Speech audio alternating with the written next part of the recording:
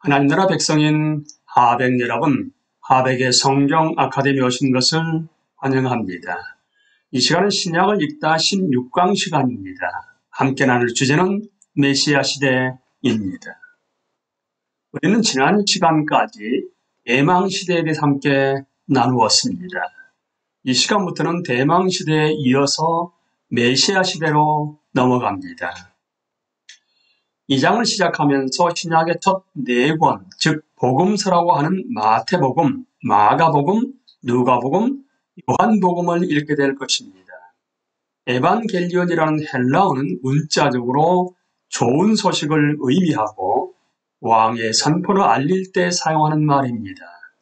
신약의 복음서들은 하나님이 자기 아들에 대한 좋은 소식을 세계에 선포하는 것입니다.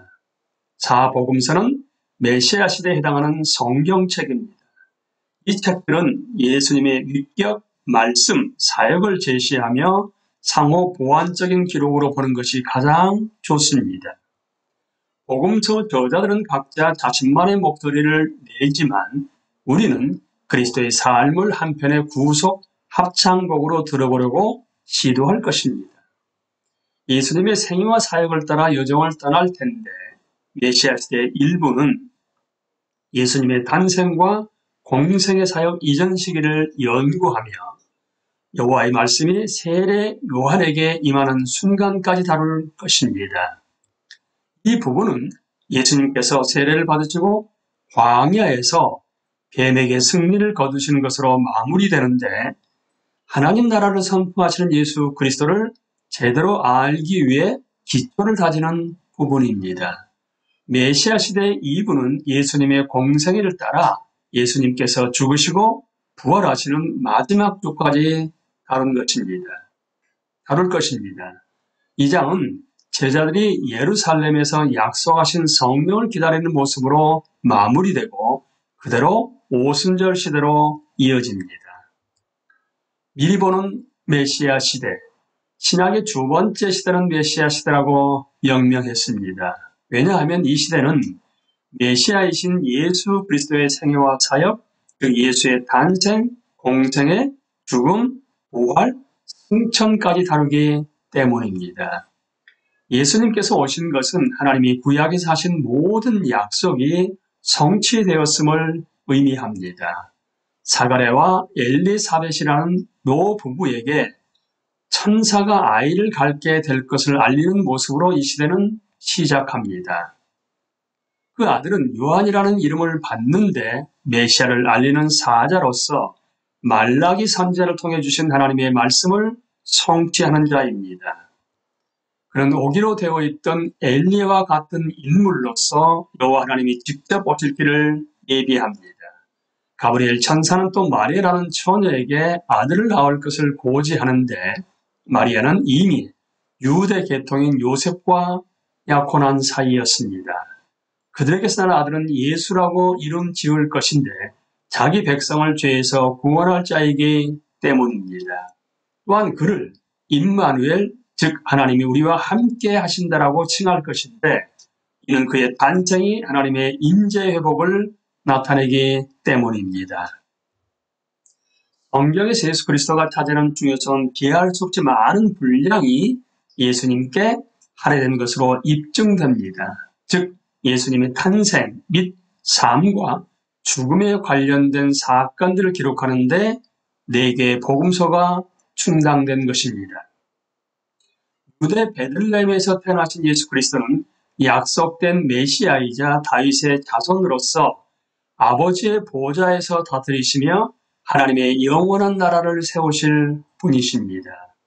예수님께서 태어나실 때 한 별이 이방의 박사들에게 메시아가 난 것을 알렸고 그들은 왕에게 합당한 예물을 드리며 그에 엎드려 경배합니다.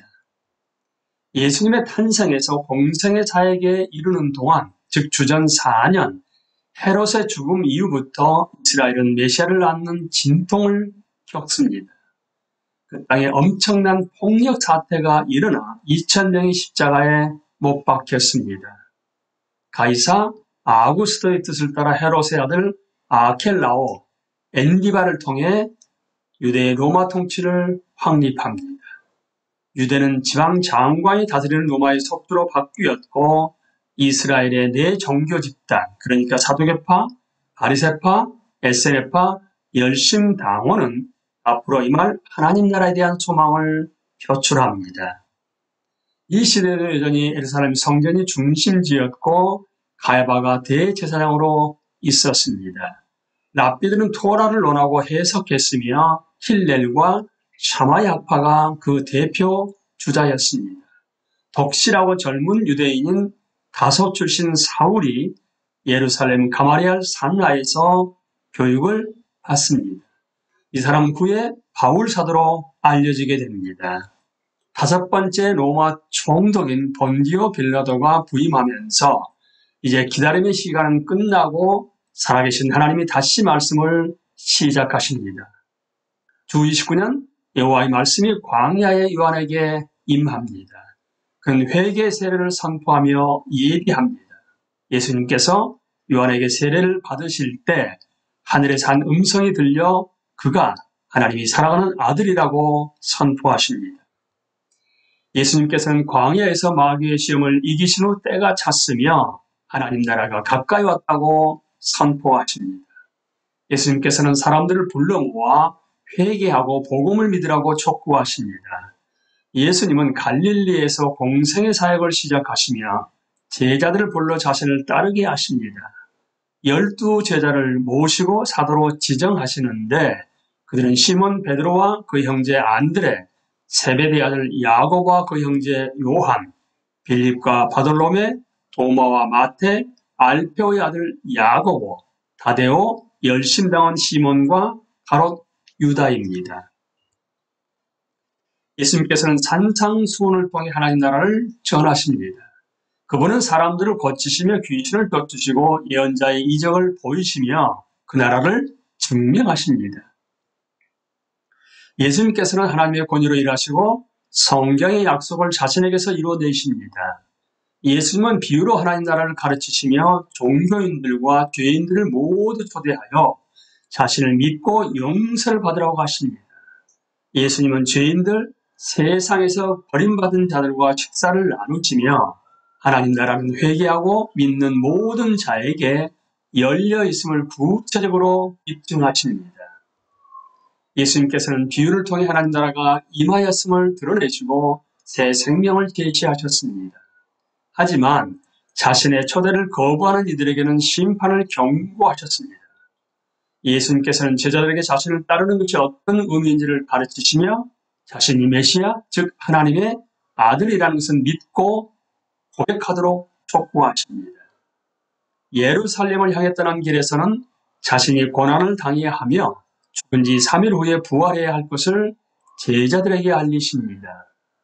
분량만 보면 복음서 이야기 절반 이상이 마지막 주에 있던 예수님의 행적에 집중되어 있습니다.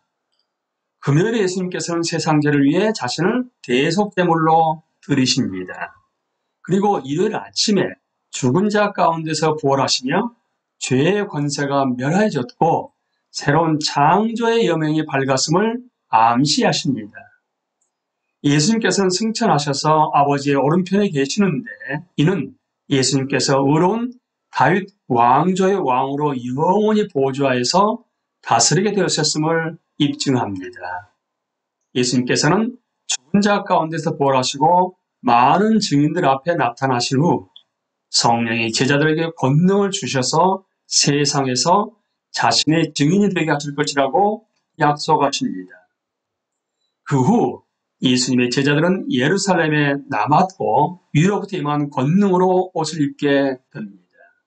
메시아 시대는 예수님께서 자신을 따르는 자들에게 모든 민족으로 제자를 삼으라고 명령하시는 모습으로 마무리됩니다. 이렇게 해서 전 세계에 대한 교회의 사명이 분명히 제시된 것입니다. 오순절 시대는 예수님의 승천과 성령을 부어주심에 대한 기록으로서 사도행전에 해당합니다. 메시아 시대의 핵심 연도는 세 가지입니다. 바로 주전 6년, 주후 29년, 33년입니다. 먼저 주전 6년은 그리스도의 대략적인 탄생 연도에 해당합니다. 6세기 디오니시우스 엑시구스라는 그리스도인이 처음으로 BC, 그러니까 Before Christ, 그리스도 전과 AD, 아노 도미니 우리 주님의 해라는 뜻으로 연도를 계산하는 체계를 만들어냅니다.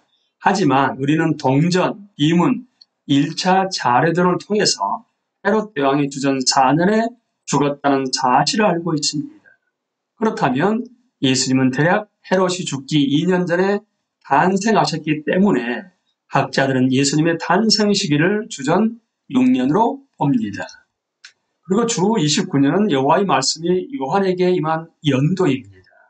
주 33년은 그리스도가 죽으시고 부활하신 해입니다.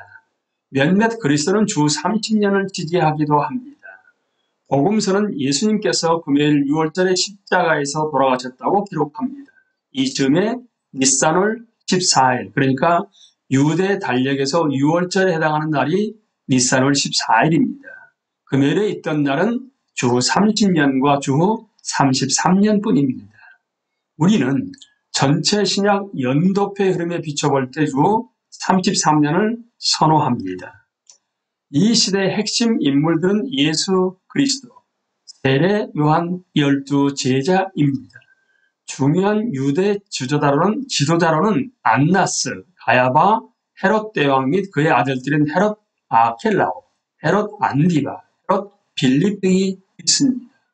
중요한 로마 통치자로는 로마 황제인 가이사 아구스토와 디베리오, 로마 총독 본디오 빌라도 등이 있습니다.